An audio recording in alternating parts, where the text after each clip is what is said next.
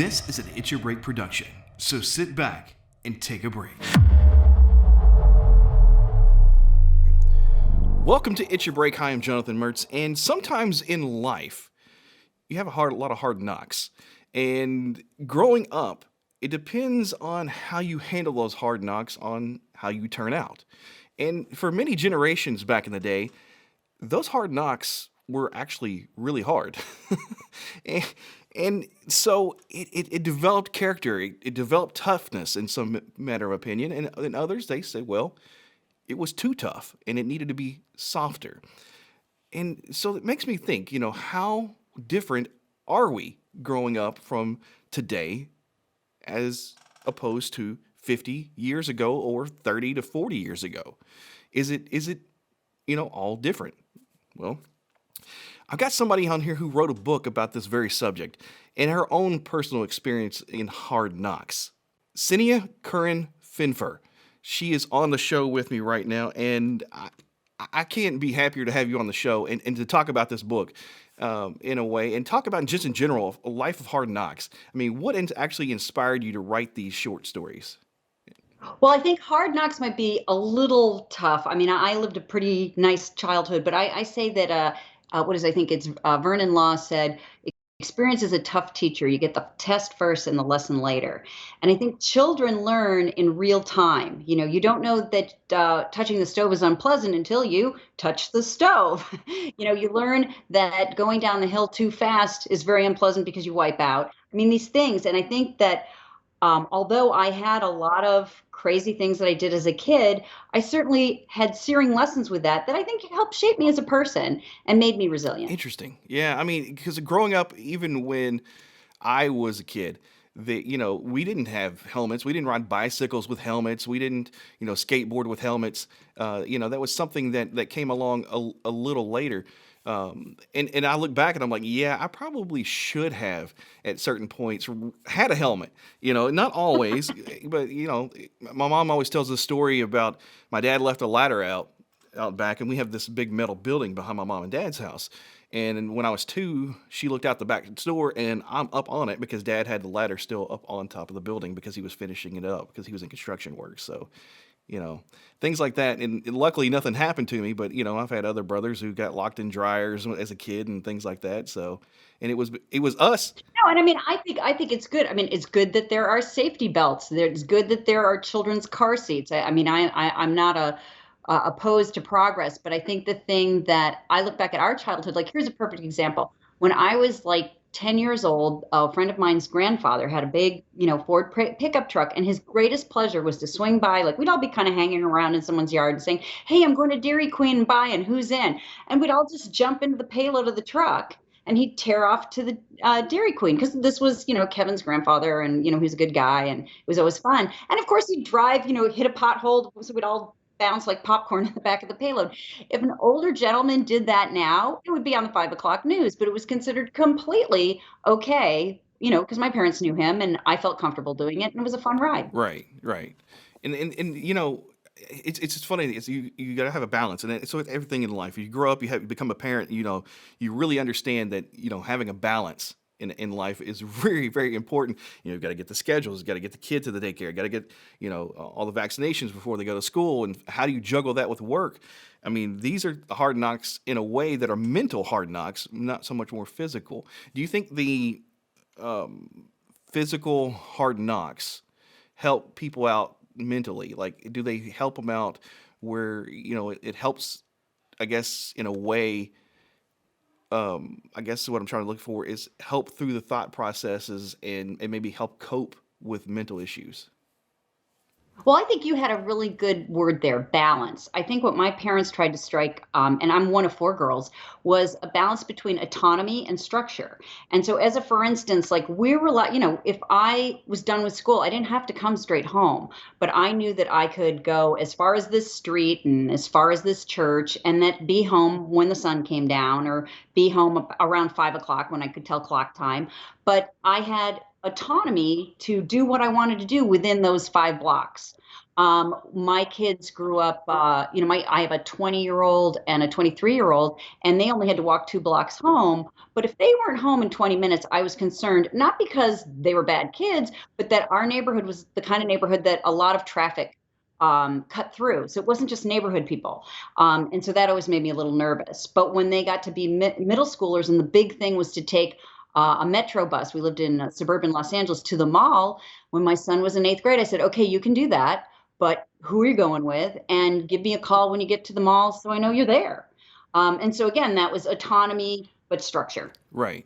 And that is, it's so immaculate when you watch people with big families. I came from a big family too. I've got three younger brothers and one younger sister, so I've got one up on you on that part. So, it is, where you come from. And my mom came from five siblings. My dad came from six siblings. So, and so on and so on. But my wife, on the other hand, she's an only child of an only child. So, Okay. it's Well, I would say the thing about having siblings is my joke is I was born on a team, and we're really tight age-wise. My mom basically had 4 kids in 5.5 years. And so we're very close in age and interest, but like sometimes you learn as a sister or a brother to take one for the team. And also there's dynamics. Sometimes I was hanging out with my oldest sister. I'm number two of four. Sometimes the little ones went off and did something. Sometimes it was three against one. That was very unpleasant. But you learn how to read somebody else's moods, how to, compromise. Like we had a whole deal about Saturday cartoons. And if it was your birthday, you got to choose whatever you wanted to watch. That was a big deal. Like you waited for the Saturday after your birthday because you got to watch all your cartoons. And similarly, like there were toys that I could share, and then there were things that I wasn't supposed to use. And one of the stories in my book is about my crashing my sister's bike. And my sister had a beautiful purple Stingray bike. And Stingrays, for those who did not know, was like the cool bike of the 60s. And it had a banana seat with a sissy bar and really big handlebars. And I was supposed to ask, but I thought, I want to see how fast I can go down the hill. This will take 10 minutes, no big deal. Took her bike without asking, went to the top of the hill, went flying down. And I would have been fine, except I hit sand at the bottom of the hill. I went flying off the front of the bike, got majorly scraped up, but the bike also, the chain guard was gashed by the debris in the street. And so I was crying because I was hurt. Nobody came to my rescue. I scraped the bike up. And when I saw what I did to the bike, I mean, who cares about my scabs? I'll heal. I just ruined my sister's bike. So I walked dejectedly back home, put it in the garage, and went inside to face the music because it was going to be bad. Because not only did I damage it, I knew very well I wasn't supposed to take that bike without permission, but that's how you learn. Oh, learning by Yeah. experience. If there is no better teacher. It's kind of like when you get a new job. Sometimes it's a sink or swim. Yep. Sometimes they don't give you any OJT. Even if you've studied and went to college for it, sometimes the experience, hand-on experience, is going to be a lot more beneficial than just reading about it and how to do it. There's a lot to be said for on-the-job training, and that's what you get as a kid. You get an on-job training to become a. Oh yeah, no, it's like I said, it's education in real time. And the thing that also I think we have to appreciate that being a kid can feel very threatening. I mean, and I was little. I'm little now. When I was in sixth grade, I might have weighed 70 pounds, and I was in the middle of a food fight in middle school that I got hit in the eye with an apple so hard it knocked me out of my chair, and I saw it coming. And the thing is the guy who threw it, I remember watching his eyes and he never looked at me. He just wanted to chuck the apple really hard. I just was sitting in the wrong chair. So, of course, the teachers and everybody came up to me and like, oh, what happened? Who did this? I knew exactly who did it, but I said I didn't know because my sense of justice in a sixth grade mind was like, I didn't want all the heat to go on this one kid because he wasn't gunning for me. And similarly, when my son was in grade school, they were playing flag football and a kid missed a play and he took his flag football belt off and slapped it down. But he caught my son's neck and literally left a red mark on his neck. And so, and it hurt and he cried and he came home and I said, well, here's an important question. Did he do it on purpose? And he goes, no, he was just mad. I just was standing in the wrong place. I said, well, that it's still not okay, but it's a matter of degree. He wasn't like, let's, slap this thing across your neck. But we had to sit down with the parents, and my whole thing was like, look, it's not okay. I understand this wasn't done on purpose, but still it happened, and we got to figure this out.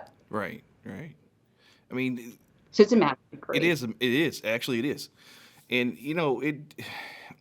conflict. I mean that. I mean, especially with with kids and or even adults in this case. I mean, heck, I don't know how many people I see today that are online and are just taking it out on each other when they really shouldn't be. And I mean, like, we weren't taught this way as kids, but yet we revert back to this almost animalistic or kind of Well, the territorial. thing that's such a cheat about online is it's monologue, not dialogue. Okay. If my whole thing is, if you want to have an argument with me, call me up, or let's go have a beer and let's talk face to face. I think it's a very cowardly thing to shoot a lot of little jabs. The other thing that I don't like is that it creates an additional life to something. There's a situation in the book where I stood up to a bully and went down to his house, and I thought we were going to have a fight, and he basically just said, "Get off my lawn, bitch," and stomped off. And that was his thing, because I think he knew socking a girl on his front lawn would get him into bigger trouble, but he wasn't going to let it go. And at the same time, I was like, great, I didn't get hit, but I stood up for my sister's girlfriend. Now that, and then it was over. Okay, he went his way, I went my way. If that had happened in like social media times, it would have been a whole thing. I mean, there would have been camps, people would have been, friendships would be ruined, parents would have been involved. I don't think my parents even knew about this until years later, but it was like sort of, I won't say street justice, but playground justice. I was pissed at this kid, went down to his house, knocked on the door, told his other brother, I'm here to fight him, get him out here. Out he came. It was hilarious because, again, I was this tiny little kid. But, he swore at me and stomped off, and we were done. I think the problem with social media is that it becomes this echo chamber, and it adds life to something that should really be up, over, and out in an afternoon. Right, right, absolutely. I mean, we hang on to things so long when it's online now. It seems like, it just doesn't go away. I mean, it does not. But yeah, Well, and also the other falsehood is that we tend to show our good times. I mean, I told my kids way before the internet, when I moved from Illinois to California, I brought pictures back to my friends to show, what I was up to in California. And one of my girlfriends says, "Oh my God, your life looks so fun. You're at the beach, you're going skiing, you're doing this." I said, "Jennifer, I only take pictures. I don't sit like, here I am doing my taxes, and this is when my front tire blew out." I mean, you only take pictures of the good times. So if people look at social media and go like, "Wow, that person has such a great life. They got a new car and they went to the beach and they're drinking that really beautiful drink." Well, you can make yourself crazy. right, absolutely, you can, and that's the false sense. Of course, when I look at social media, I'm looking at it from marketing standpoints, and from a marketing standpoint, that is a really good thing. You only want to show the good. You really don't want to show the negative of your Right. life. And and it's hard for some people to admit that they have something wrong in their life, whether it's mentally, physically, is there some type of abuse, things like that. You really get knocked around and knocked down. And it's sad that society has just shunned us, or not shunned us, but made us afraid to truly speak out. Well, I And think also there's too much with we so villainize failure, and failure is a daily event. I mean, I'm sure there was, maybe you didn't get the parking spot, maybe you forgot to pick up the dry cleaning. Things don't go to plan most days, and certainly COVID has humbled us all on that. But I mean, what I've said to my kids, I try to merchandise both my victories and my failures, so they understand that it isn't all just a linear progression up.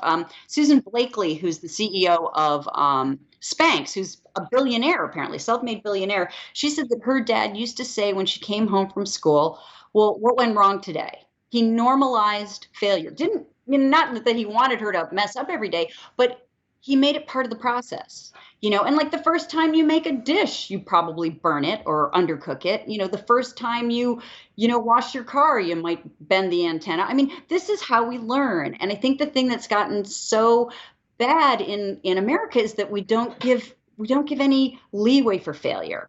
And I think these kids are under a pressure cooker. Like, you've always got to get an A, you've always got to do this. And I've said to my kids, I'd rather have an honest F than a cheated for A, because F tells me one of two things. One, you didn't show up, you didn't read, you didn't do your homework, whatever, or you really don't get this. Okay, so let's take a step back and let's, do office hours or get a tutor or go to a study group or whatever you need to do to get this. And the other thing is, if you can only succeed at things, you're never going to learn anything. I mean, when you try a sport, the first time you play, if you see a kid play t-ball, they have to teach them, you run from first to second to third, and then you finish at home. You have to learn that. That is a learned thing. You learn how to swing at the ball. There's a great line that people say for parents, don't tease me about not knowing how to use my computer. I taught you how to use a spoon. I mean, we all start absolute beginners. And I think that if we gave each other a little more breathing room to learn and to fail and to not villainize failure, but embrace it as part of the process, I think we'd all be happier. Yeah, I think you're right. I think you're right on the right on target on that. And we could go on and on and on and on about all of this stuff. And it's like where do you really make a difference in somebody's life? When you talk about your failures, when you talk about emotions, because some people, they don't like rejection. I mean, they do not like the knowing that they fail. But when you read books like on Walt Disney and things like that, and how much they actually failed before they ever got into Right. the point that they are, and you read about Steven Spielberg sneaking onto the movie lots to get his position, you know, and things like that he did before he made it big. Or Michael Jordan, who got thrown off his high school basketball team. I think when I heard that story, I was like, wow, well, that puts it in perspective. And then he went out to his driveway and he, threw baskets and threw baskets and threw baskets. And it became muscle memory. What's the book? Outliers. I think it's all about people who are exceptional and what it took to do that. But I think the other thing is that we can't all be good at everything. And so I think you try the best, you play to your strongest points, but also I think you accept what you're not good at and you seek out help. I mean, I've always had an accountant help me with my taxes. It doesn't give me a hall pass for not getting the materials together and giving it a shot. I'll do the first draft, but there's always things that I don't understand, and so I sit down with a professional who really knows how to do this, and he walks me through it.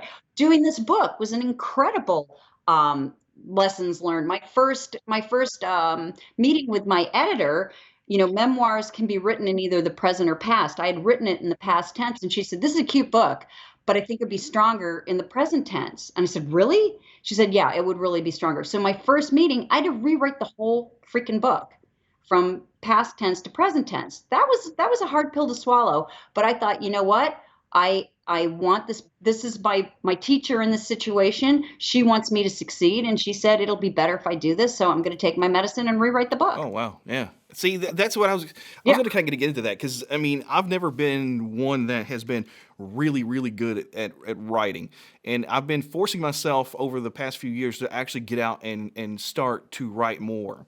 And I was kind of, I was thinking about maybe writing a children's novel, or doing something small that, and going through the processes, kind of like what you did here with your book, which, by the way, for people that don't know, is Confessions of a Helmet-Free Childhood, which I think is an exceptional title, by the way, for these these short stories. And I think was there just short stories, or are there poems? Yeah, basically what I did was I took 13 epic stories. And to your point, I mean, I've written all my life, but I'd never written a book. And I wanted to do something that was self-contained and not easy, but structurally I could figure it out. So there were two.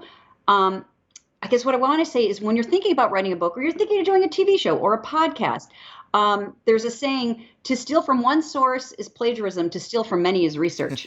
So listen to a lot of podcasts, read a lot of books, listen to people and say, what do I like about this? And something will spark you. There was a book that I read. One of my clients was Renee Strauss for the Bride. She's a Beverly Hills bridal designer. And we did a promotion with this writer who did a book called Altered States. And it was a series of essays that went from the moment she was proposed to by her husband to the moment she was back of the church about to be married. And each chapter was a self-contained story, but it moved along in a chronological fashion. I remember looking at that and going, I could do this. This is a structure that I could do. So that was sort of my structural thing. My other inspiration was a gentleman, and if you want a good laugh, you'll have to check this out. He has a website called God Bless Americana, Charles Phoenix. And what he does is he does a celebration of mid-century living through Kodachrome slides. So rather than a book, you go to see a Charles. Well, he has some books out, but his bread and butter are these slideshows. And like he did one on Palm Springs and pool culture, and it shows all these things that went on in the 60s and 70s. And what I loved about it was, well, say 50s, 60s, and 70s, but he captures these moments like, it's Thanksgiving and you see mom in her A-line dress with her little apron on, and the way the kind of plate that she uses, the kind of candles that are on the table, it's like the Wayback Machine. It takes you back. But what I loved about it was both funny but reverent. He wasn't being snarky. He'd kind of roll his eyes at certain things, but it was charming because it made you think of, oh yeah, my mom and dad had that. Like avocado or harvest gold were the only two colors for appliances when I was a kid. It was either green or it was gold. That was just it. And I had completely forgotten about that until I saw his show. So I looked at Jennifer's book as far as structure and Charles' slideshow as far as spirit and voice. And then you have to find your own voice. But I mean, you speak very well, and I think you have a point of view. I think part of it is just getting it on the page. And they always say writing is rewriting. So the first thing is get it on the page. Oh yeah, that is absolutely thing. One thing I can think of, I can get ideas on a page all day. It's just developing it to where I know that you have the detail that's needed for the story, the where you need, the nuances that really become descriptive, and not just Right. sound very generic and the same old same. That's what I don't want when I write. I don't want to sound like everybody else. I want to be something a little different, and I'm not really sure how you could, how you accomplish that. And Well, I think that's where an editor comes in because you can only do so much with your own work. But like what I wanted to capture in Confessions of a Helmet-Free Childhood were all the nuancy things, like the Stingray bike, the fondue kit, shag carpeting, the Chrissy doll. I mean, now if you're my age, those things you know exactly what those are. And similarly with your childhood, there were probably certain songs, certain toys. I mean, I was thinking about technology. Air conditioning was a new thing when I was a kid. Cable TV was a new thing. Garage door openers, fantastic. Microwaves and calculators, these were new things. And that sort of shaped my childhood. So I think when people my age read the book, they're like, oh, yeah, I remember. But what's been great for me is that both men have really enjoyed it because it reminds them of elements of their childhood. But even my friends who've read this to their kids, they get a laugh thinking like, hey, kids have always been kids. Like the scenery might change, but we still make the same goofy mistakes as we're trying to figure out how to be a person. oh, absolutely, absolutely. Like your parents say, don't grab that, don't take that, and we still take off with it. Now kids are just doing that with our phones. So, Right. you know, Oh, absolutely. But I think the thing that I found that, like with the fondue kit, that was a big treat for us. And there was a time that fondue was considered a very elegant way to eat. And the way, because again, we're four girls, my mom would say, okay, you set the table, you get pour the water, somebody do this. And my job was to put in this solvent that burned like sterno, but I didn't read the label. I just went out to the linen closet. I saw, like the graphic design, said, oh, this is it, grabbed it, poured it in.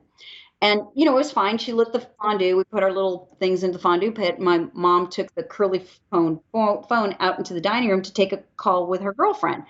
And you know how a fondue is supposed to work. You're supposed to have little flames, kind of licking the bottom of the pot. Well, they kept getting bigger and bigger. And literally, we had flames around the pot. And we're going, Mom, this isn't good. She said, oh, just close the damper. It's probably too much air. Well, we did that. It wasn't helping. And I could still remember my mom coming around, her eyes getting as wide as, silver dollars, throwing the phone away. And back in the day, everybody had sugar and salt in canisters on their kitchen counter. She took both hands and just went, and it covered it. But the flour went like a nuclear bomb through the entire kitchen because that's what happens with flour. So when the dust literally settled, my mom said, who put in the fuel? And I said, I did. Show me what you did. Well, I could have set the whole house on fire, but I just thought like, oh, this is what we always use. Glug, glug, glug, light a match. Didn't look at it. It's not that I was an evil child. I was just a stupid kid who didn't read the label. You know, I don't think I read many labels myself. Yeah, well, this is, I mean, like I told my dad, don't mix bleach and ammonia. He did not know that if you mix those two, it is a toxic vapor of a byproduct, which will kill human Oh yeah, beings. we learned that in our chemistry classes. So that was that was always a fun, interesting topic. Like, what else can you do? You know? Yeah, exactly. 5 ways to kill your classmates. But yeah, I mean, I think we all have sort of our circle of knowledge. The other thing is that a lot of times you do something naughty with the intent of it not going out of bounds. We were on a vacation in Florida and we're bored. Just wasn't a very interesting place. And my sisters and I were walking through the lobby and we saw the New Year's Eve party being set up. And, they had streamers and whatever. And we saw all these balloons. So we kind of settled in, grabbed some balloons, stuffed them in our pockets, and ran up to our room, filled them up with water, and decided to have a water balloon fight on the balcony, thinking this is really smart. We'll close the door. None of the water will get into the room. So we're splashing and screaming, carrying on, having a great time. And then one of the balloons went sailing off 12 stories down, splat. Well, that looks like fun. So we ran in, filled up a lot of water balloons, and just bombarded balloons off the balcony. Well, unfortunately, we decided, well, let's do it. This is enough. Let's just throw them all off and see what happens. So, unfortunately, just as we did this, a gentleman walked out from the loading dock of the hotel that we were at, and the three of them hit him directly, and the others hit him around the pavement, bringing the grime up from the driveway. So his work pants were all grimy and wet. And I saw him look up and I saw him counting the floors. So I know he was pissed and he was kind of like, "What floor is that? I'm going to go up and talk to these kids." So I pulled my sisters off the balcony. Said, "Okay, we got to get out of here." I made them change their clothes and wear sunglasses because I'm like in sixth grade and I've seen too many Mission Impossible stories.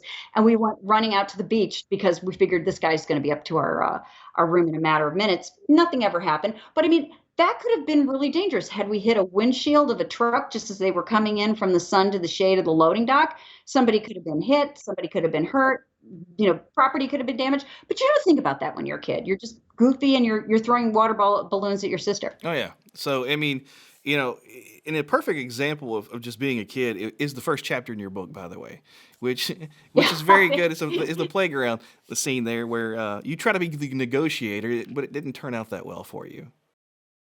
Yeah, well, what it was, I was fairly new to the school. I went to 5 different grade schools. So in second grade, for whatever reason, second grade decided to have a war between boys and girls, which I'm sure we've all done to some sort of degree. And I decided that I wanted to be I didn't know the word diplomat, but I was going to be a go-between. So I was going to be a horse. And they were totally fine with that. So the idea, the girls would say, "All right, tell the boys we want this to happen." And I'd trot across the DMZ and say, "Okay, this is what they want." And they say, "No, nothing doing. Tell them this." And I'd trot over. Well, in between one of these back and forths, this boy, Jimmy, who I had a full on second grade crush on, I thought he was just the most amazing human being on the planet, stops me in his tracks and says, "Hey, what's this?" And I said, "Oh, well, I'm a diplomat, or not diplomat. I get to go back and forth." He wasn't buying it. So he started chasing me. Well, in the chase, I'm looking back going, "This is great. Jimmy's chasing me. I'm loving this moment." And I trip on a vine and fall flat on my face on the dirt of the playground. And I must have been knocked out by the blow because when I, came to, I was in the arms of a mother carrying me in, like, yeah, what would you call it? A playground monitor lady was carrying me in. I was bleeding. My nose was bleeding. It was bleeding down my chin onto my parka. And Jimmy was sort of pushing everybody out of the way, like, man down, let's get her in. And I remember thinking, it wasn't so much like, yes, this hurts and I'm disoriented, but I was like, "Oh, mom is going to be so mad. There's blood all over my jacket," which is like such a second grade thing to think.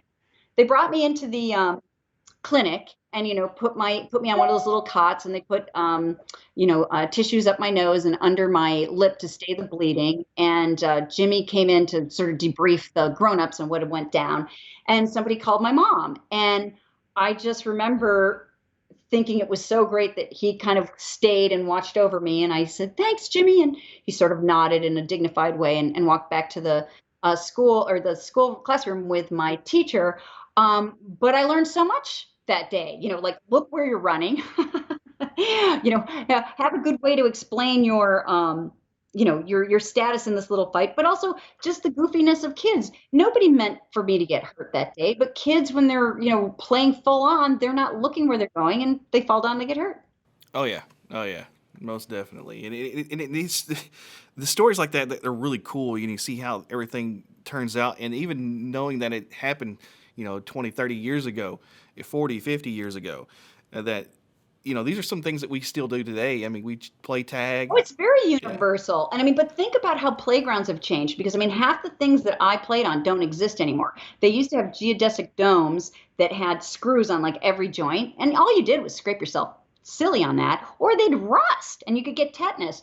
I don't know if you had the joy of sliding down an aluminum slide on a hot summer's day, but you'd burn your back of your legs on that. And there was this horrible thing that was like a swirling circle that you ran holding onto a bar, and then you were supposed to jump. Well, invariably there was a stronger, faster kid that would pull so hard that you'd get dragged, and what centrifugal force would pull you under the playground equipment, which was not a good look.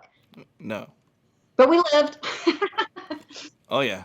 Oh yeah. So I mean, it is amazing. But if people, I want to try to migrate this way. But if people want to find out more about your book and find out more about you, and even publish or not publish, but grab a publication, where do they need to go? I think the easiest thing to do is go to the website, because it has everything. I think I sent that to you, helmetfreechildhood.com, or just Google Confessions of a Helmet Free Childhood. And that the website has the first chapter. It has photos from the book. It has the connections to both Amazon and Barnes and Noble, but I think you can also find me at Walmart and Target. And I also put it in hardbound, paperback, Kindle, and audiobook, because everybody likes to enjoy books different ways. And I think it's a fun ride. I think there's some parts that are laugh out loud funny, but more of it, I think it's just amusing, and it's an affectionate look back at a childhood that, although it was 50 years ago, to your point, is very universal. Absolutely, absolutely. And I thank you so much for coming on the show and being a part of this. To me, I could go on and on about this topic. But I had mentioned earlier, the time of this recording, we've got some ice storming happening, so I want to make sure that I don't lose power and everything I don't everything else blame you. going in. But Cindy, I love the way that this story is framed. And if you haven't got to see the book and look at the cover art, I love that you used an old photo on the front in the frame. Yes, that is me on my trike, and that is Patsy Cat, my little cat that I lied my way into owning that cat. And the thing that cracks me up with that is you can see that my hair, that was a pixie haircut that grew out. I'm wearing a turtleneck on a spring day and some very worn plaid pants, and clearly my shoes were self-tied. So, just a kid out with her cat. Well, thank you again for coming on the show, and hopefully maybe we can Thank you so very touch much. base again sometime soon. I'd love that. Thank you again, and stay safe with the ice.